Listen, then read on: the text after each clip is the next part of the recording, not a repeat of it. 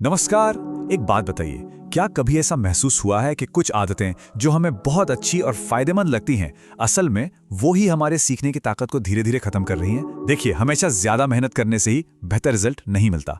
तो चलिए आज इसके पीछे का साइंस समझते हैं और देखते हैं कि हम स्मार्ट तरीके से कैसे काम कर सकते हैं। ये एक बहुत ही कॉमन फीलिंग है, राइट? कई कई घंटे किताबों में लगे रहने के बाद भी ऐसा लगता है कि मानो कुछ याद ही नहीं रहा।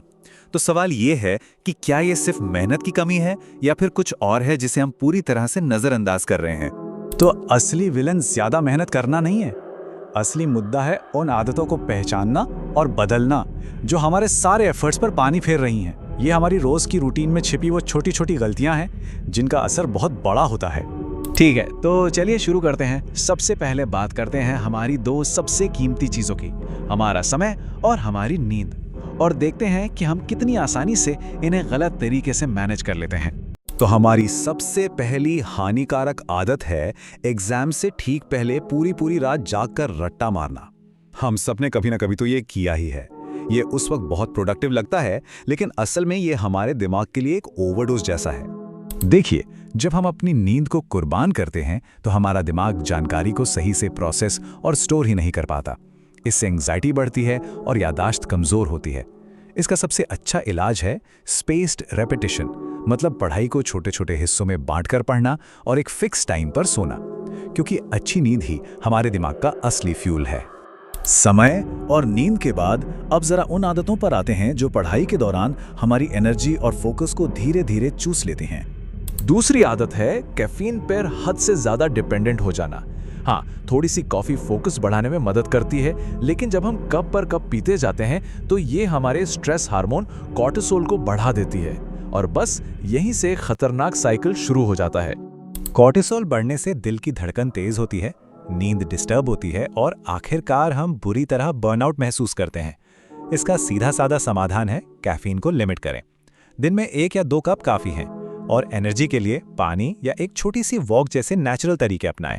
हमारी तीसरी आदत है मैराथन स्टडी सेशन, मतलब बिना ब्रेक के 3-4 घंटे लगातार पढ़ते रहना।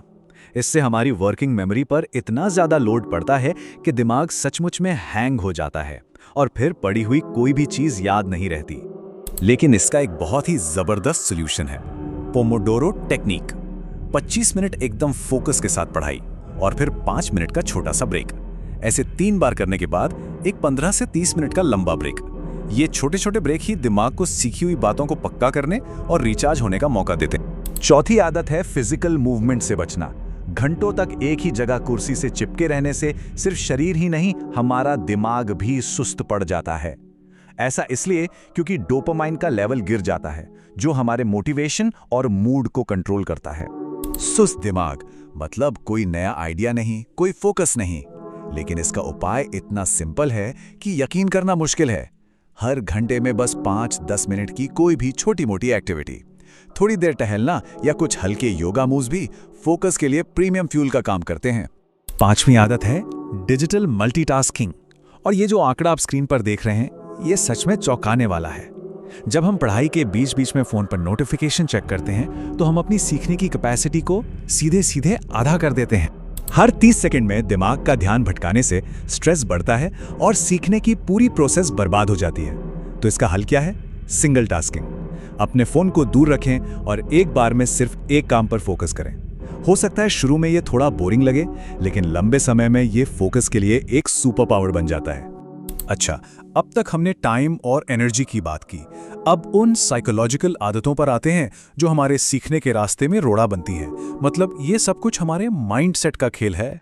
छठी आदत है खुद को सबसे एकदम अलग थलग कर लेना। हाँ, कई लोग ध्यान भटकने से बचने के लिए ऐसा करते हैं, लेकिन ये अकेलापन और मोटिवेशन की कमी का एक साइलेंट किलर है जो डिप्रेशन तक ले जा सकता है। अकेलेपन के नुकसान के सामने मिलकर सीखने के फायदे कई ज्यादा हैं। किसी दोस्त को कोई कॉन्सेप्ट समझाने से न सिर्फ उसकी मदद होती है, बल्कि हमारी खुद की समझ भी एकदम क्रिस्टल क्लियर हो जाती है।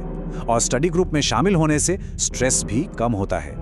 और हमारी आखिरी आदत, ये एक ऐसा जाल है जिसमें बहुत लोग फंस जाते हैं, परफेक्शनिज्म। घंटों लगाकर एकदम परफेक्ट बेदाग नोट्स बनाना बहुत अच्छा लग सकता है, लेकिन असल में ये हमारी प्रोग्रेस को रोकता है और एंग्जाइटी को बढ़ाता है।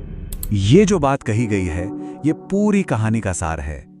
असली ग्रोथ प्रोग्रेस पर फोकस करने से आती है, हर चीज को परफेक्ट बनाने की कोशिश करने से नहीं। ये याद रखना जरूरी है कि 80% तक पहुंचना भी एक बहुत बड़ी जीत है। बस एक रफ ड्राफ्ट से शुरुआत करें और धीरे धीरे उसे बेहतर बनाते जाएं। तो इन सब आदतों को समझने के बाद अब समय है कि इन सारी बातों को एक सॉलिड प्लान में बदला जाए। यह है एक शार्प ब्रेन के लिए हमारा एक्शन प्लान। तो एक तेज दिमाग के लिए हमारा ब्लूप्रिंट कुछ ऐसा दिखता है। सबसे पहले नींद को प्रायोरिटी दें, कैफीन कम करें, पोमोडोरो टेक्निक से ब्रेक लें, हर घंटे थोड़ा चलें फिरें, मल्टीटास्किंग को कहें ना, दूसरों के साथ मिलकर सीखें और सबसे जरूरी हमेशा प्रोग्रेस पर ध्यान दें, परफेक्शन पर नहीं। और हाँ, एक बात हमेशा याद रखनी है, सब कुछ एक साथ बदलने की जरूरत नहीं है। इनमें से सिर्फ एक आदत को बदलने से भी एनर्जी और फोकस में तुरंत फर्क महसूस होगा, क्योंकि छोटे छोटे कदम ही हमें बड़ी सफलता तक ले जाते हैं।